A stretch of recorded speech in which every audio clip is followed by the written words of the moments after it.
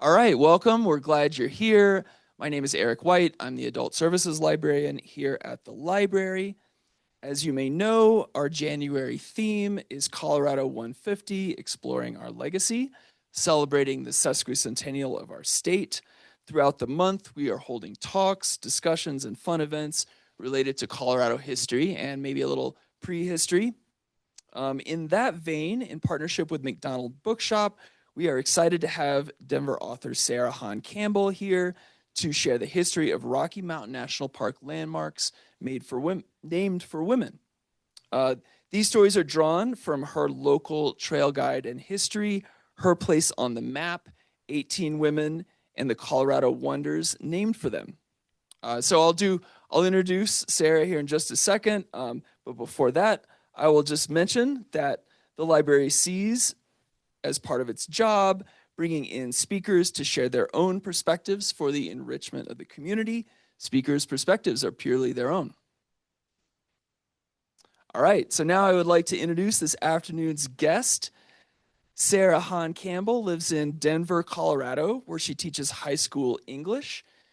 She has published work in a variety of publications, including the English Journal, Curriculum and Teaching Dialogue, Curve, Room Magazine, The Beginning of Us, was published in, I skipped a line. Let me go back and fill that in. Room Magazine, Sinister Wisdom, Iris Brown Lit Mag, and Adoptive Families Magazine.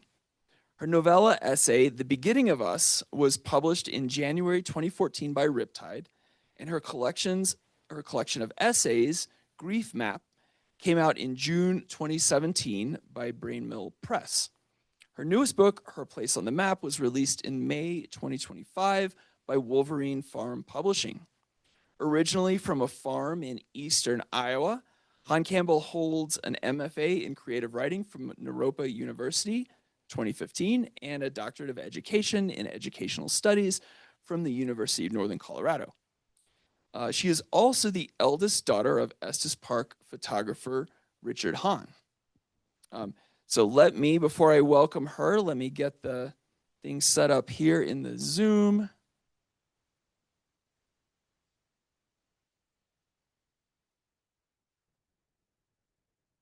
Get that going.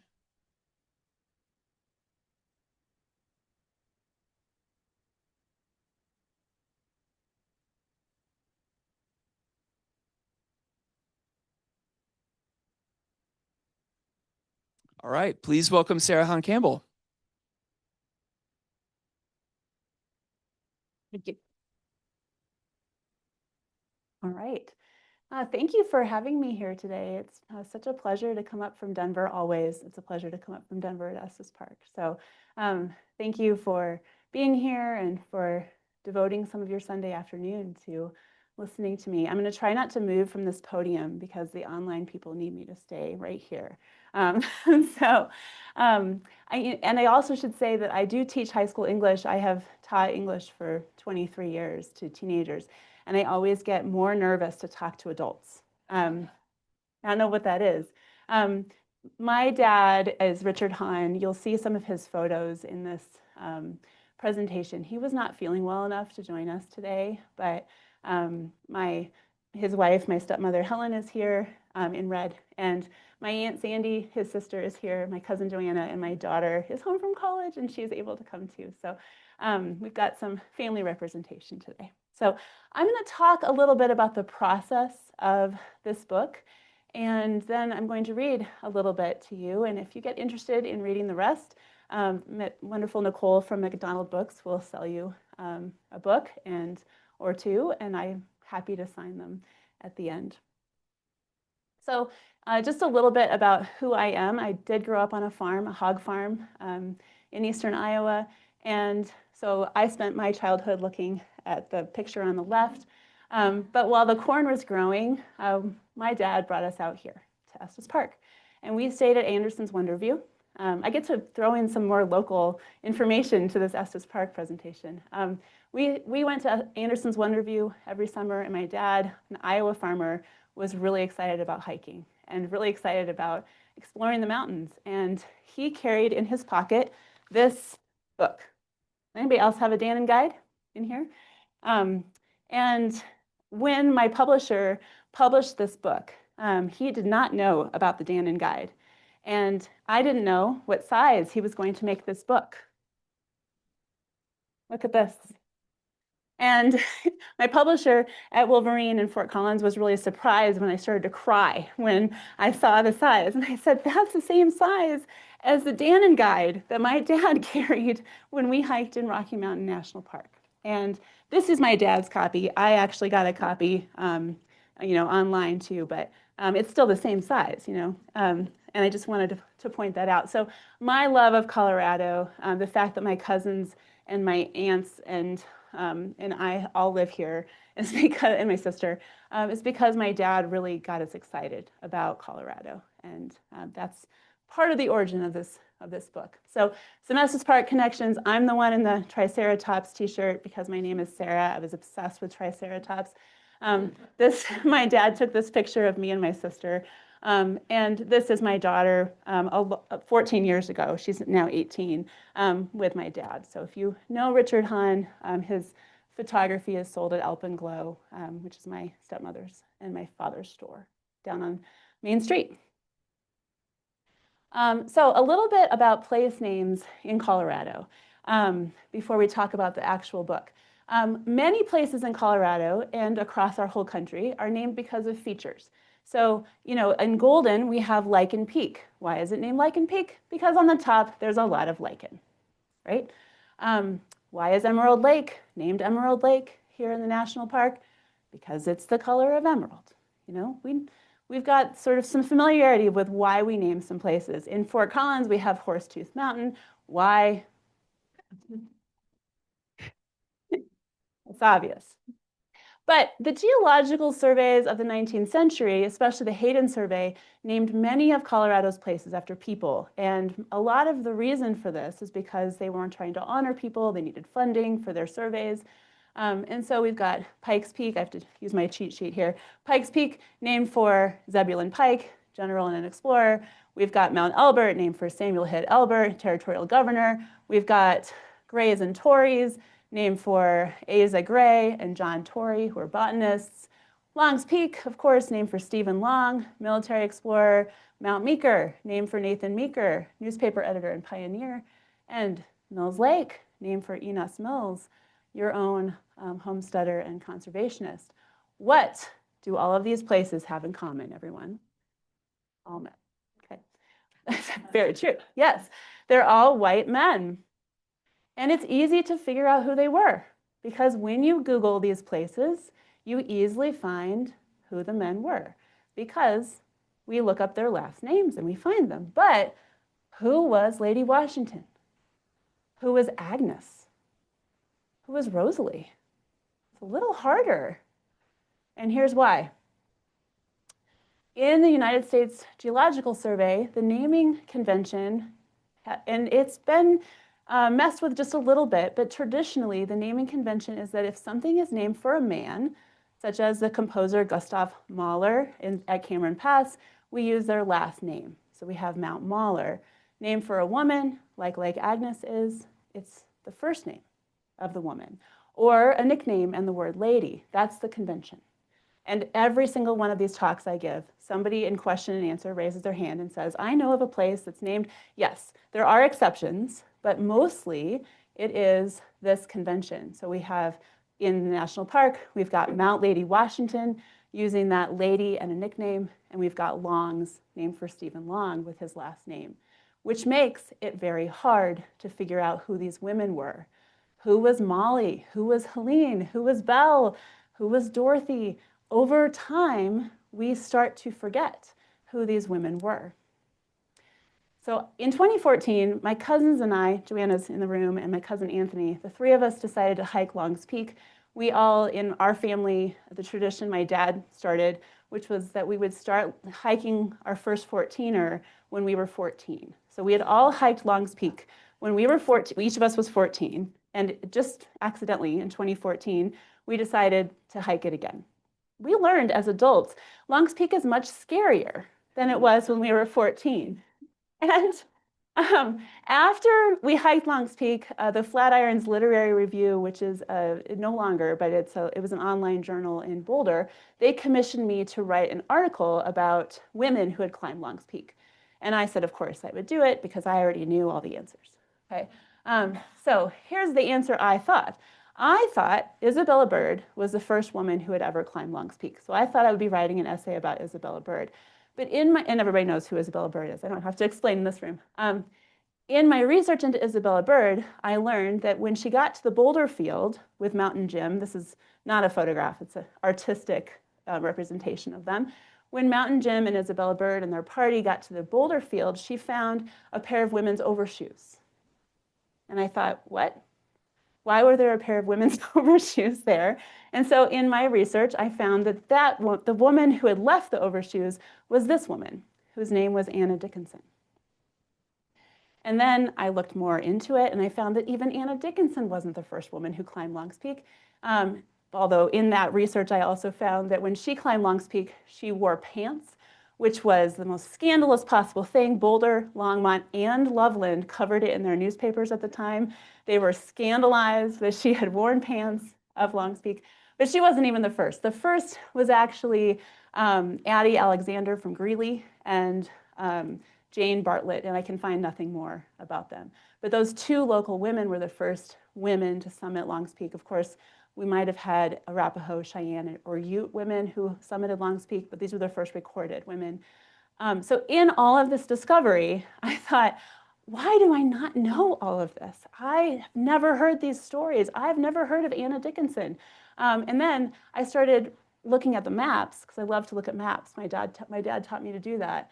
And I realized that that mountain next to Long's Peak is called Mount Lady Washington. And guess what Anna Dickinson's nickname was?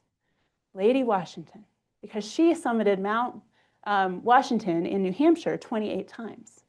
And that's why it's named after her. And in the national park, there's also an 11,000-foot mountain named Mount Dickinson, also named for her. So they broke the convention for her, right? So I got excited. I'm an English teacher by trade. That's how I make my money. But I love to research. I love to write. And so I decided I wanted to know, along with my dad's owls here, who were all the women whose names were on the maps. So I was proctoring the SAT, which is very boring. You walk around in circles watching students take the SAT. And I had this idea that I would find out which places in Colorado were named for women. So first step of my process is I went through all the place names in the whole state, and I looked for possibilities that were named for women. I found 24 in the Front Range that were named for women. I didn't find at the time, because I didn't know Mount Dickinson and Mount Tileston were both named for women. I learned that later. But 24 are clear women's names. So I decided to focus on the Front Range. I kept a blog. Remember blogs? We don't have blogs anymore as much as we used to. I kept a blog about my process. I decided I would hike all those places, and I would do research into who the women were. And I went with lots of other people. So lots of friends, lots of, my parents, my cousins. I had a lot of fun going on all these hikes. And I decided I would write a book about it and get it published by 2027. It came out in the spring of 25, which is very exciting. So, and I was conducting research. I started with the Denver Public Library.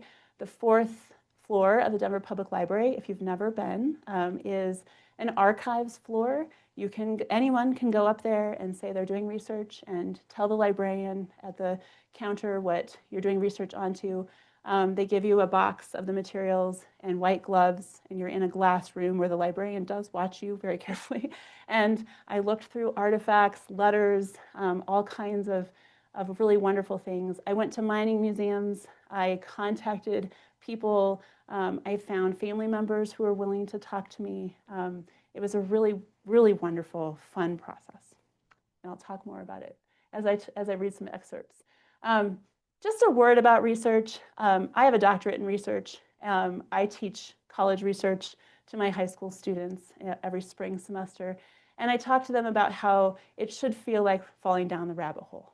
It should feel like this exciting exploration. And in our time, my students are young, and they have always had Google, and they don't really know what's beyond Google. And I try to show them all the possibilities of what is in a box in the archives in the fourth floor of the library, what is in people's memories, and how research should be very exciting and very tactile. I loved looking at all the old maps and seeing all the old journal entries and people's handwritten notes and all the conflict. There's so much contradiction in history that is so exciting to look at. I used Ancestry.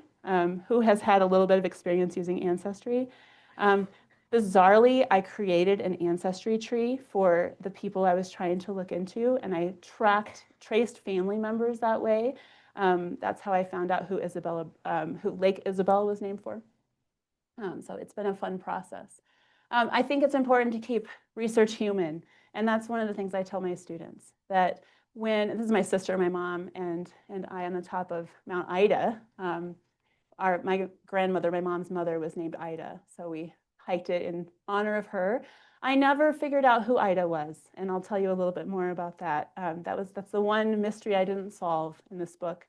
If you Google who is Mount Ida in Rocky Mountain National Park named after, the AI overview, which I detest, by the way, the AI overview tells you, with lots of blank space, by the way, underneath it, obviously it's named after Mount Ida in Crete, Greece. And I don't accept that. I want to look into it more. I want to find out some human named Ida. And it's been on our maps for a long time. I still haven't solved the mystery, but I'm more interested in that human story. So then I spent a lot of time writing and revising this book. I like my metaphor for revising. I'm actually using this for my students too. Look back, look over it. And we published. In between revising and publishing, I got rejected by 5 publishers. And one of those publishers was the Colorado Mountain Club, which invited me to speak in September about this book. And I did tell them, I said, so you did reject publishing this book, but Wolverine did it with this beautiful local art, and we really love it. And I'm really glad that you asked me to speak. So, and their reason was because they didn't have the money to print they like to print maps, and they didn't have the money to print the maps. The History Press didn't want to publish it because they were concerned that I couldn't substantiate the claims that I made throughout the book. And you'll notice when I read excerpts, I couldn't. Much of this is my creative guessing, which is what I think my daughter said. This is one of the charms of your book, is that it is some creative guessing and some thinking about story and what that might mean. You'll see. So this is how the book works. Each chapter, there are 18 women featured, 18 places featured. And it says whether it's a mountain, a lake, there's one trail, the Hesse Trail is in it. I did designate whether it was easy, medium, or hard based on my experience, but also on other trail guides. I did have a man who argued with me about Mount Helen in Breckenridge, who I said Mount Helen is hard, and he feels that it is easy. It requires trail finding. It is about a 70% incline. I had to pull myself up by trees. It's hard, but it is my opinion. So, and I do cover 5 regions in the Front Range here. I'll go through each one of them. So here in Rocky Mountain National Park, I looked at Mount Tileston, named after Flora Tileston, Mount Chiquita, named for a fictional woman, Mount Ida, we still don't know, Mount Lady Washington, named for Anna Dickinson, and Lake Helene, and I'll read to you about Helene Pugh Crocker. In the I-70 corridor, Mount Helen, or sometimes Mount Helen Bell, Mount Ava and Mount Flora, Mount Silver Heels. In the Indian Peaks Wilderness, Lake Dorothy, the Hesse Trail, and Lake Isabel. I wasn't going to include the trail because it's a trail, not a lake or a mountain, but the story was great. So I was excited about it. In Golden and Evergreen, Rosalie, Aunt Clara Brown, and Mustantahay, and I'll tell you about that one. And in Fort Collins, the most scandalous chapter, Lady Moon. Mount Margaret, Emmeline, and Lake Agnes. And then I did put an appendix in, so I had to mention Agnes Vale, and also in the national park, Hazeline Lake, which is very difficult to get to, Mount Dickinson, Mount Alice. So some of the mysteries are unsolved, like Mount Ida. There are so many Idas that are connected. It was a popular name at the time. It's been on the map since 1904. I could not find anything substantial enough to say for sure who Ida was. The best guess I have is that the Hayden survey needed money from a wealthy investor, and his daughter's name was Ida, but I'm not sure. Some were easy to solve. Belle and Helen Peake. Belle and Helen were philanthropists who lived as companions. We would say they were living in a marriage today, but at the time they said they were living as companions. They were philanthropists in Breckenridge. It was easy to find who they were. Some were scandalous. We all know that Mount Blue Sky was recently renamed, but what you might not know is that originally, before it was named Evans, it was named Rosalie. And the painter Albert Bierstadt and his friend, journalist Fitzhugh Ludlow, they climbed that mountain, which it's a 14er, and they decided to climb it Rosalie, to name it Mount Rosalie after Ludlow's wife. Now think about what you know about history. That's not whose wife you thought she was, right?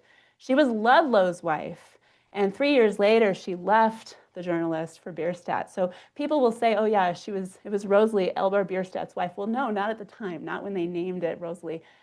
They renamed the peak Evans in 1895, and all the women who were protesting for suffrage in downtown Denver were very upset that they took the only 14er name for a woman away.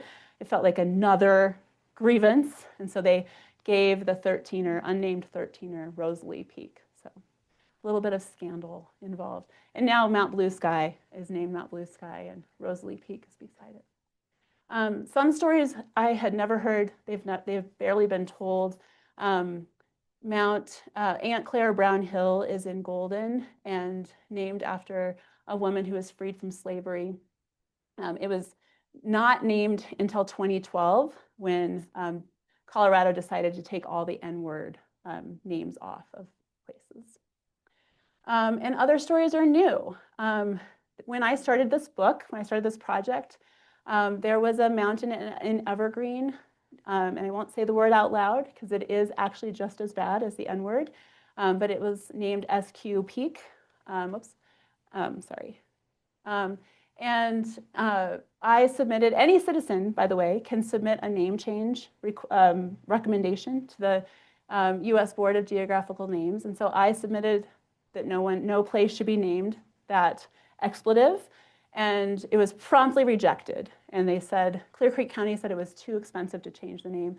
But Governor Polis reopened all of those name changes when they were during 2020, and including my little proposal that we rename that mountain. So I had proposed that it be named after Mestantahey, who is an Arapaho Cheyenne woman, and the Cheyenne and Arapaho tribes were actually consulted in the process. It was a really cool process. It's a whole other story, but it's now officially renamed. So it's very exciting.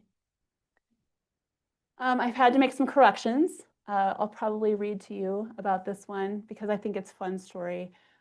This book is in its second printing, and so in the first printing, the grandson of Dorothy emailed me and said, you got it wrong. It was my grandma, not the woman you identified. And so I rewrote the chapter in the second printing.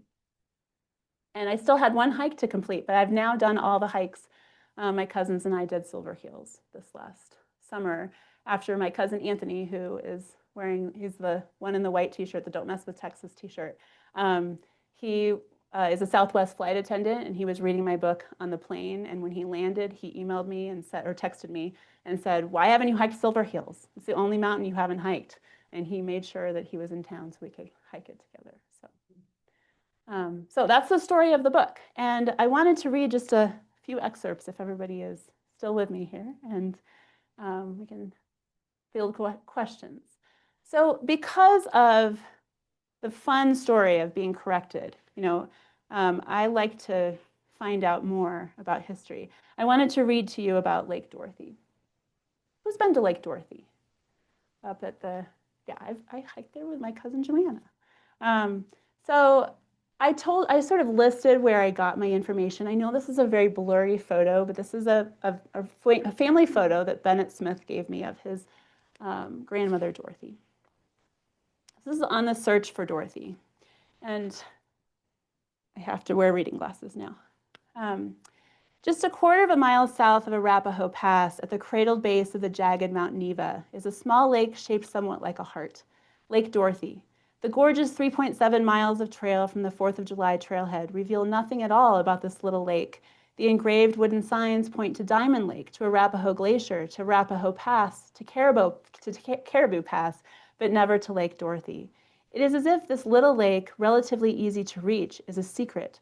If so, it is a lovely secret, reflecting the blue sky, then changing suddenly with a cloud shadow, the snowfield at its southern edge cobalt blue in the water. It is perfectly beautiful. I had been trying for months to discover who Dorothy was. I had discovered some famous Dorothys from late 19th century and early 20th century Colorado when the U.S. Geological Survey was naming those peaks and lakes. Dorothy Cave was the sister of Ruth Cave, who was one of the first African Americans to attend CU Boulder. Dorothy Gwynn, also African American, ran Denver's YWCA in the 1920s.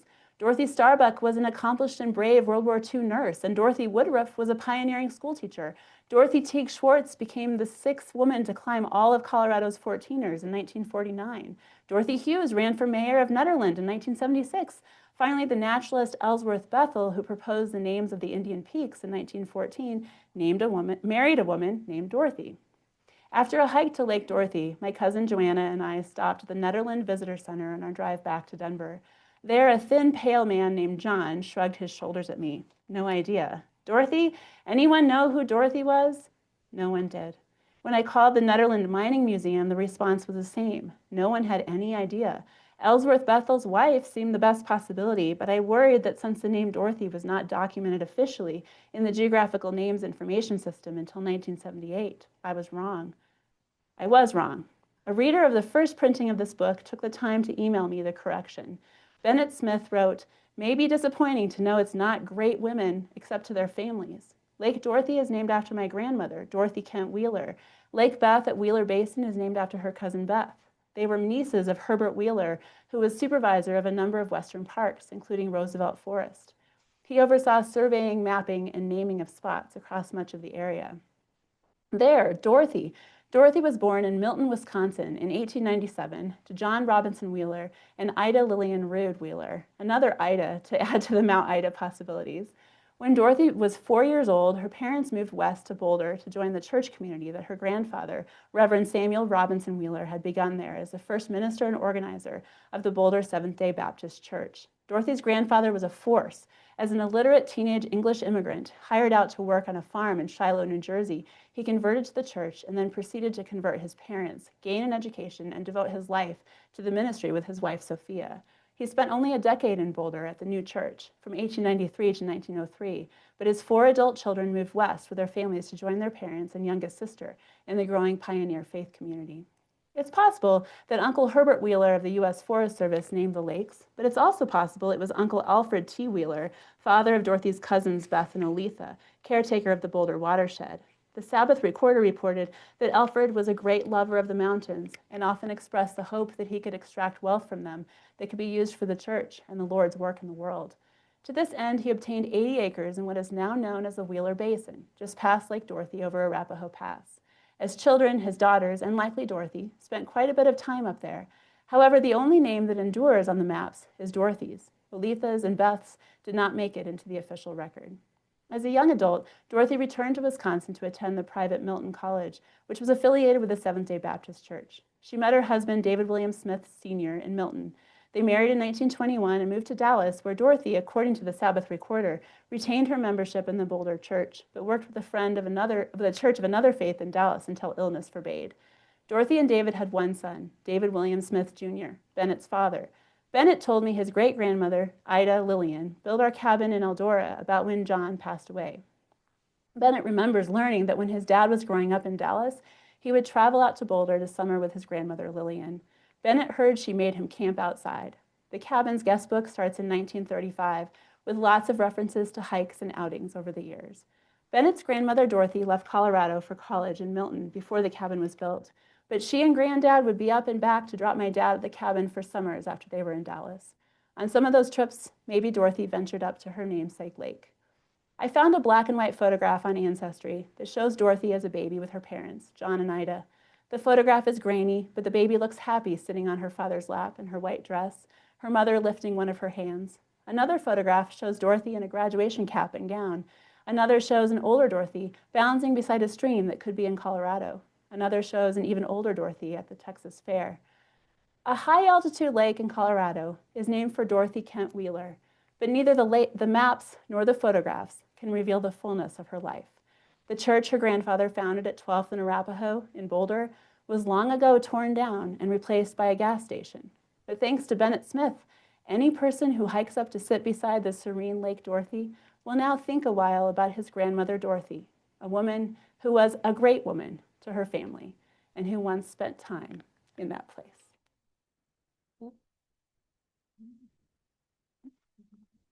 How much time do we have? Oh, there's a clock. There, I see it. Okay. All right. And I'd like to read just a couple others. I'm a high school teacher. I'm used to the phones. Don't worry. Okay. I think I'd like to read about Lake Helene. Who's been to Lake Helene? Oh, more of you. It's very close to you. Yes. And this is a short one.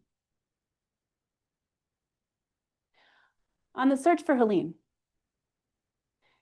And this is my photo from 2024. My sister and I went to Lake Helene. The secret to hiking in a national park is to find the places a few miles from the most popular destinations. In the case of Lake Helene, its proximity to the overcrowded Bear Lake makes it sometimes a surprising place of quiet. Unlike some of the other women in this book, Helene Crocker Pugh is well recorded in the history books. My task, I decided, was to discover why someone had named this particular lake for her. Rocky Mountain National Park boasts 156 lakes, and only one is named for a woman. This one, Lake Helene. Why? Helene Crocker, born February 2nd, 1880, was the daughter of Frank Crocker, who founded a successful cracker factory on Blake Street in Denver in 1881. When the American Biscuit Manufacturing Company, later the National Biscuit Company, later Nabisco, bought the factory from Crocker in 1890, Crocker became a wealthy man. Therefore, in 1899, Crocker was able to purchase a summer residence in Estes Park at the base of Mount Olympus. His daughter Helene was 19, married for 1 year already to Arthur E. Pugh of Philadelphia, vice president of his father's Sun Oil Corporation in New Jersey. The Pughs had 5 children, and yes, this is the same Pugh family that would go on to found the Pugh Charitable Trust. Helene died in Bryn Mawr, Pennsylvania on June 3, 1944, at age 64. But none of those biographical details, as interesting as they are, explain why the little lake west and uphill from Bear Lake was named Helene. On whom did Helene make enough of an impression to be honored with her name on a lake? I suspect that the nearby Grace Falls was named for Grace Harvey, since photographer and Colorado Mountain Club member George Harvey Jr. listed her as part of the June 1913 Estes Park scouting trip, and then as part of an August 1913 Estes Park outing in his photograph album. Note that Agnes Vail was also part of that group. However, George Harvey Jr. notes that the group hiked to Lake Helene in that 1913 trip, which meant the lake was already named by then. Helene Crocker Pugh was not listed as part of the club group. Who named the lake? It's most likely that the lake was named by Enos Mills, the so-called father of Rocky Mountain National Park, who moved to Estes Park as a teenager and quickly became its most famous naturalist and most ardent national park advocate. And Mills definitely would have known the Crocker family in that small community. After all, he would have passed by their ranch any time he was heading out of Estes Park down to the valley. Mills was 10 years Helene's senior. Maybe he hiked with her when the Crockers came up to Estes for the summers. Maybe he served as trail guide and naturalist for them as he did for so many others. Maybe, this is just my own romantic imagining, based on no fact, maybe Enos Mills loved Helene. Maybe that's why he didn't marry until late in life, in 1918, to Esther Burnell, a bold homesteader and naturalist from Ohio. A side note, why is there no lake or mountain named for Esther or for Enda, the daughter of Enos and Esther, in Rocky Mountain National Park? Or maybe Mills did not name the lake for Helene, but for Helen, as Helen Keller, the exact age as Helene Crocker Pugh, was one of the closest friends of Enos Mills. Or maybe the pretty Lake Helene was named for a Helene history forgot to record.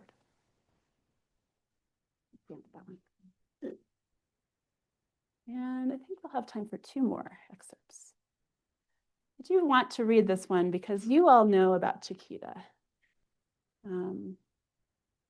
Who has been on the top of Mount Chiquita? Few of you. Okay. Who was Chiquita?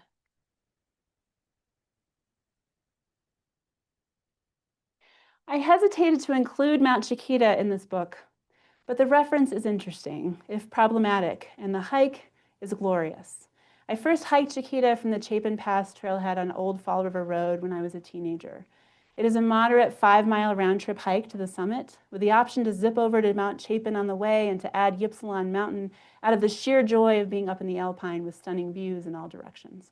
In a national park that gets more and more crowded each year, it's still possible to find true alpine solitude on Chiquita. But who was Chiquita? The word is Spanish for little girl, but the mountain's name is actually a now obscure reference to the main character of a 1902 novel by Merrill Tileston, Chiquita, the romance of a Ute chief's daughter.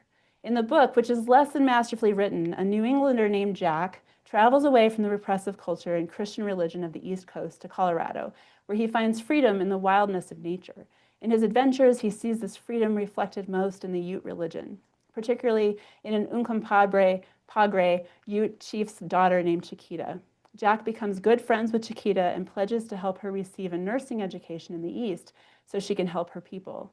In the novel, Tileston dramatizes the 1879 violent Meeker incident, which is sometimes called the Meeker Massacre, at the White River Ute Indian Agency in western Colorado. Boldly, he describes the subsequent forced removal of Chiquita and her people, compassionately showing how the so-called manifest destiny was destroying good people's lives.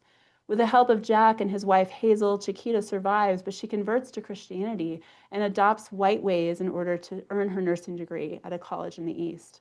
Ultimately, the book is a criticism of the forced removal of Native Americans and of the constrictions of Christian civilization, with Chiquita a tragic victim of it all. Only once in her adult life, in a visit to Estes Park with Jack and Hazel, does Chiquita feel true happiness again. As the 3 settle into their campsite in Estes, Jack notices that Chiquita's restive spirit breaks through the bonds of captivity as soon as the campfire is lighted. Like a golden-winged chrysalis, she breaks her civilization fetters and becomes again the forest-born maiden, Chiquita. No longer does she feel the restraint which society demanded. On her deathbed years later, Chiquita rejects Christianity and embraces her Ute religion again. It was Enos Mills who named Chiquita on the maps, inspired and moved by Tileston's heroine. Thus, Mount Chiquita shows up on a 1919 topographical map of the park. However, why honor Tileston's romanticized Chiquita and not a real Ute woman like Sheetowich, also known as Shawsheen, sister to Chief Ouray and sister-in-law to Chipeta? Ouray and Chipeta are both honored with mountain names in southern Colorado, and protector of Arvilla and Josephine Meeker in the Meeker Institute. It seems likely that Mills, a naturalist, appreciated that literary scene in Estes Park when Chiquita longs to discard all of civilization and return to the freedom of the West. That moment captures the longing of so many lovers of wilderness in the early 20th century, Mills included. However, it fails to record the absolute and violent destruction of Ute and Arapaho and Cheyenne culture in the area and the removal of those people from their ancestral lands. By memorializing a fictional girl, the mountain's name makes it too easy to forget the real Ute women who lost their lands and family members and ways of life as progress roared its way toward them. And yet, hike the mountain. And on its summit, think about Chipeta and Sheetowich, about the women and men and children who journeyed up the Ute Trail each summer into what is now our national park. Think about the real women who, like Chiquita, had to make impossible choices and sacrifices to survive. and consider the wilderness in all it has witnessed. And my last excerpt before we field questions, because she was my first discovery of a woman for whom a mountain in this area was named. And I have looked at Anna Dickinson quite in depth. I've been working on a novel about her for a long time. My daughter gets tired of hearing about Anna Dickinson. And this is my chapter about Mount Lady Washington. This is part of my dad's photo. My dad has this amazing photo of Long's Peak, but I've shifted it over.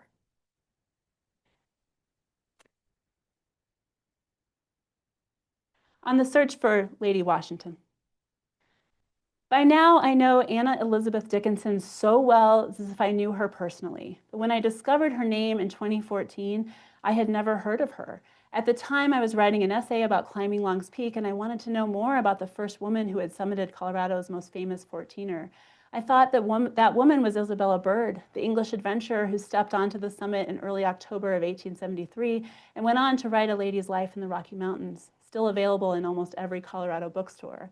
However, Bird was merely the fourth woman to climb Long's. The first two were local women, Addie Alexander from a settlement near Greeley, and Miss Bartlett, according to the Boulder County News in 1871. The third was a woman named Anna Elizabeth Dickinson, who summited Long's on September 13, 1873, with the Hayden Geological Survey. Unlike Bird, who rode most of the way up Long's on horseback and then was carried the final distance by the mountain guide Grizzly Jim, Dickinson hiked to the top on foot. In fact, Bird only kept her feet warm and dry on the peak because she found a pair of women's overshoes abandoned on the boulder field. They were Dickinson's. Who was Anna Dickinson? I started to research her and learned quickly that in the 1860s and 1870s, Anna Dickinson was famous throughout America, her name a household name. Now I had more questions. Why had I never heard of her? What happened to her to erase her from history? I learned from reading letters, historical documents, Dickinson's own memoirs, and 2 biographies of her that people once flocked by the thousands to hear her speak. A small, fierce Quaker woman, she was the first woman to speak on the floor of the U.S. House of Representatives in 1863 at just 21 years old, where she argued passionately for the abolitionist cause. By 1865, she was earning $20,000, the equivalent of $280,000 today per year from speaking fees, first as an abolitionist and then as an advocate for laborers' rights, for equality for all, for women's rights. Affectionately called America's Joan of Arc, Dickinson was far more famous than her contemporary, Susan B. Anthony. She was a celebrity, and although several wealthy, they might have been healthy too, several wealthy, high-profile men proposed to her, she never married. Her letters reveal that she immersed herself in passionate love affairs with women in various cities, sometimes a few women at the same time, and for some months, Susan B. Anthony herself, it is documented. At the height of her fame, Anna Dickinson needed only to open her mouth to hush a great crowd into awe-inspired attention. How did the triangular 13,281-foot peak to the northeast of Long's Peak come to be named for Anna Dickinson, whose nickname was Lady Washington in mountaineering circles because she had climbed New Hampshire's Mount Washington 28 times? Why did the 1873 Hayden Survey, in fact, name 2 peaks for Miss Dickinson, Mount Lady Washington and Mount Dickinson, a remote 11,814-foot summit in the Mummy Range to the northeast? Her own letters and memoirs, as well as the 2 biographies of her, agree that Dickinson was radiant on her tour of Colorado's summits that summer of 73. That summer of 1873. She rode to see the sunrise on Grays and Torreys. She pushed boulders off the top of Elbert, a popular pastime for 19th century mountaineers. She raced the Hayden men to the summit of Long's in pants she had demanded her brother John purchase for her in Longmont, to the chagrin of local newspapers. She rode happily to the top of Pikes Peak after an invigorating ride on the cattle guard of the train from Denver. It is no surprise that the 31-year-old Dickinson inspired the Hayden Survey men to honor her with the names of not 1, but 2 peaks. However, Dickinson's journey to the Colorado Rockies in 1873 marked the pinnacle of her life. Shortly after that, her popularity and fame declined precipitously as other entertainments and interests replaced the speaking circuit, and as a result, her mental health declined. She drank too much. She raged at those close to her. She tried other avenues of fame, performing as Hamlet on Broadway, writing novels and plays, but the critics never loved her there, and they were often cruel. She drank more, and then at age 49, she broke, maybe as a result of alcohol-induced psychosis, maybe because of her deep depression. Her sister Susan had her institutionalized at Danville Mental Institution in 1891. After a few months, Dickinson convinced her lawyers to prove her sane in court, but the experience defeated her. Maybe she felt her sister had betrayed her. Maybe she was just tired. Regardless, she chose to disappear entirely from the public eye, living the last 4 decades of her life with friends and relative anonymity. When she died at age 91, only a few remembered her. History books mention her as a footnote, if at all. But the maps argue something different. The maps say that in 1873, a famous woman made such a strong impression on the map makers, they named 2 peaks for her in Colorado. I want people to keep remembering her. In the novel I have spent the last several years writing about Dickinson, Anna hikes Mount Lady Washington, an event that may have happened but is not documented by history. The morning after the Hayden survey decides to name the mountain in her honor. I imagine her hiking with Grizzly Jim, the notorious mountain guide from Estes Park who helped Isabella Bird to the Longs Peak summit and was also present on the Hayden survey climb in 1873. Here's my fiction, interwoven with the truth. In just over an hour and a half, she and Jim had scrambled up the steep boulder field on the flank of the newly named Mount Lady Washington. The mountain was not nearly as simple as it had appeared from the campsite in the grove. Some of the boulders were so high that Anna had to pull herself onto them by her elbows, then crawl the rest of the way like a child. Jim never offered his hand, but she noticed he stayed nearby, just in case. As they rested a while, Jim chuckled. "What is it?" Anna wheezed, aware of how her lungs ached from yesterday, and her legs and her arms and her face from smiling. "This mountain should be named for you." "Why?" "It's smaller than its peers, like you, but it's deceptive, more challenging than you expect." "I'm not sure you know enough about me to say that," she shouted into the wind that had begun to gust around them, but she could not help but grin. Finally, the 2 climbed the last boulders to the rugged top of Mount Lady Washington, where they gasped at the sudden view of the chiseled diamond face of Longs Peak and the deep chasm below. The day was as clear as the previous day had been, the sky such a deep blue Anna could not help staring into it. To the north and west, the sawtooth edges of snow-covered mountains, most of them still unnamed, guarded valleys and lakes and rivers, wilder than any she had ever imagined. In the distant green valley at the base of the mountains, they could just make out the tiny collection of cabins that was the village of Estes Park. Although Mount Lady Washington was not as challenging as Longs, and the views were not as grand, Anna thought it was a perfect mountain. She loved, too, that it only appeared to afford a gentle slope to climb, and that the side that faced Longs was jagged and sheer, a mountain to be reckoned with, too. "Don't you wish they'd called it Mount Anna Dickinson?" Jim asked as they picked their way down. "That way no one will ever forget you." "Who would ever forget me?" She laughed, then boulder hopped ahead of him and beat him to camp by a full 5 minutes.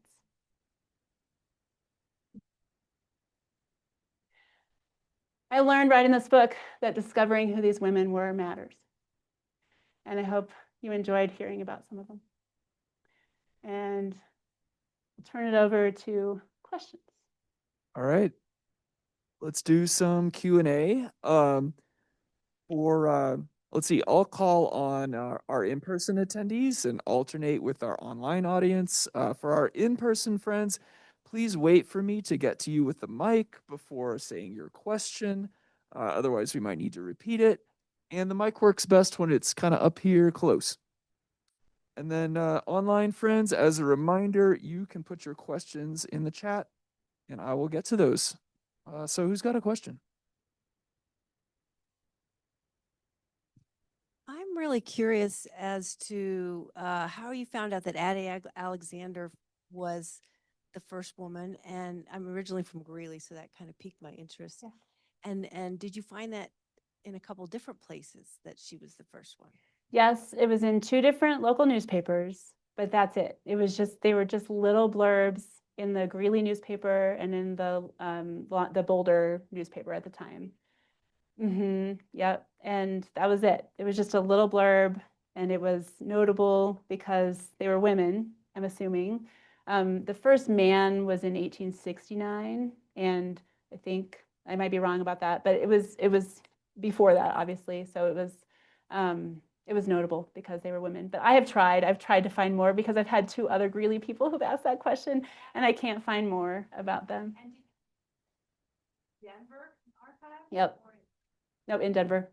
Yep. In that archives in the fourth floor. Yeah. Yeah.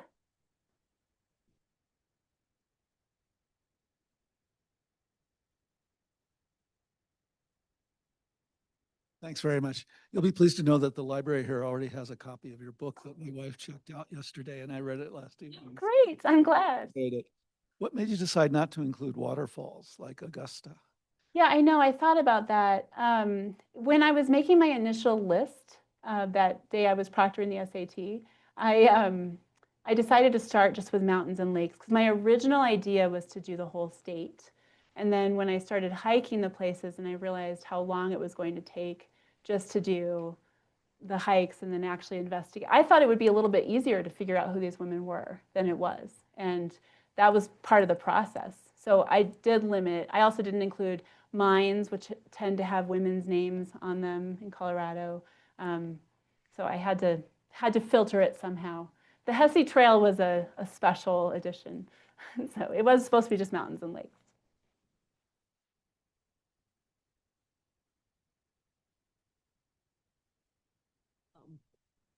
On the photo that you had of the Chiquita book, Yeah. the author is identified as a Tileston, and I just wonder if he is actually related to Flora Stanley.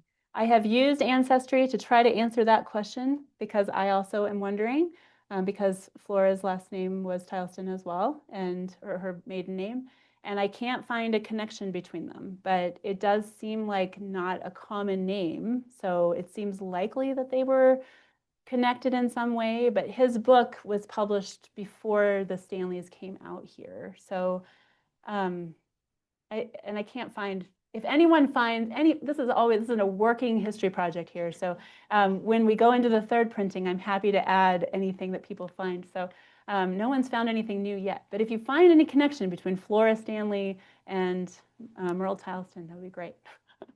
And just the other thing to this question about the Greeley women. Yeah. The Colorado Historic newspapers are online. Yes. Anybody can Mhm. look at that.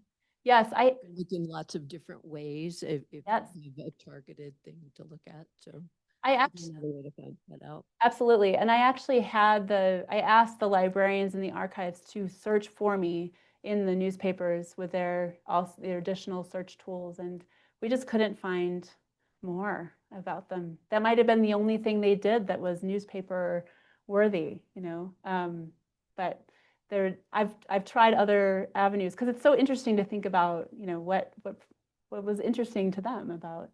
And Isabella Bird, if you've read A Lady's Life in the Rocky Mountains, she talks about coming to Greeley and pointing to Longs and saying, that's the mountain I would like to get to the top of because it's so dramatic from Greeley, from that perspective. I went to University of Northern Colorado. So the mountain from Greeley is actually even more dramatic than it is from here in Estes, from far away. So. Question from our online audience. Who was Lake Irene named for? Lake Irene is not in the Front Range, right? Lake Irene is, where is Lake Irene? Does anyone know?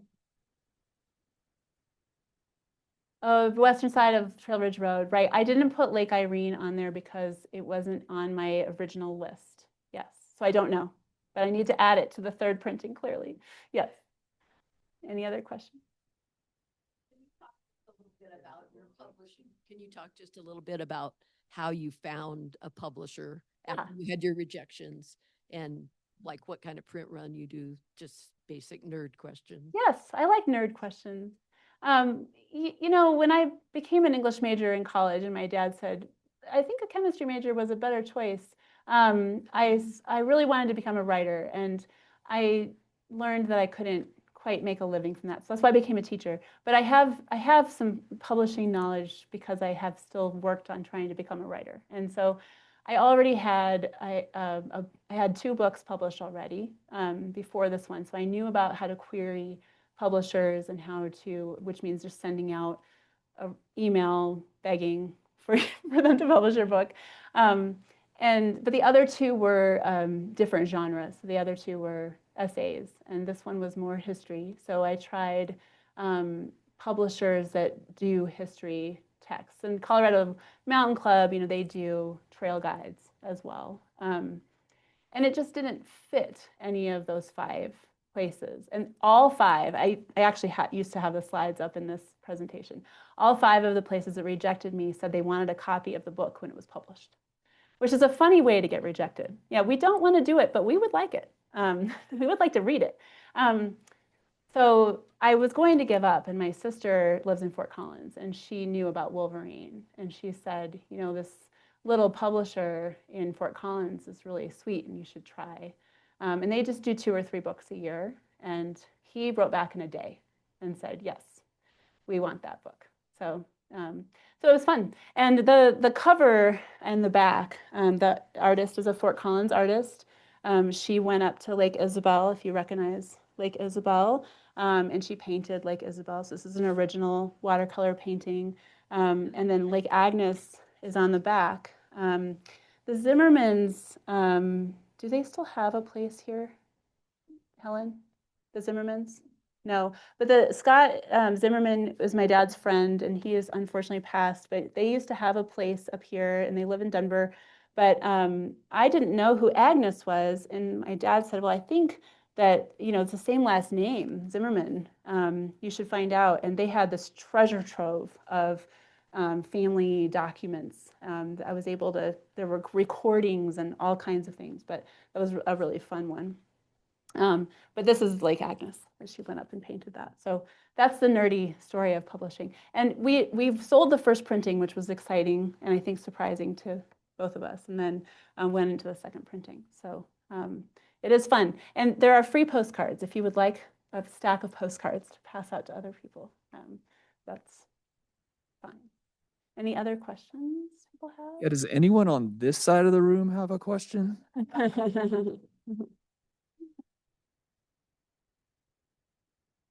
Right, you have until I back to my computer.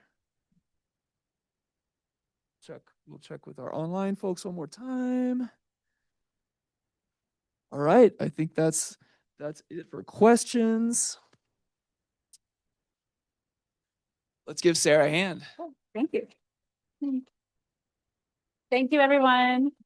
And I will sit here if you would like to come ask me a question you didn't want to ask. The teacher in me knows that not everyone wants to ask a question in a large space. So if you have other questions, I will be over here signing books as well. So thank you. All right, just a few quick thank yous. Sarah, I want to thank you for reaching out to us and for joining us this afternoon. I also want to thank her wonderful family for helping me set up chairs. I want to thank all of you for joining us. I want to thank McDonald Bookshop for helping us put this together and joining us with Sarah's books. And I want to thank the Friends of the Library Foundation for supporting all that we do. Just a quick note about upcoming programs. On Monday, we have Katie Colson from the Rocky Mountain Conservancy. She'll be here to teach folks how to customize their first aid kits for trips into the backcountry. On Wednesday evening, we have our books and beverages. It's like a bring your own book club. It will be about history. So if there's a history book that you want to share with the group, come enjoy a beverage and learn about other folks reading history reading adventures. And then finally on Friday, we have Colorado History Trivia Night at the Barrel. Come with a group or just bring yourself. We'll match you with the team. And we have wonderful prizes for the top 3 teams. I will send out an email to everyone who registered with all our program info as well as a survey. Let us know what you thought of tonight's program. And finally, as Sarah mentioned, our partner, McDonald Bookshop, has copies of Sarah's books for purchase. And Sarah's here to greet folks and sign copies. Have a great afternoon, everyone.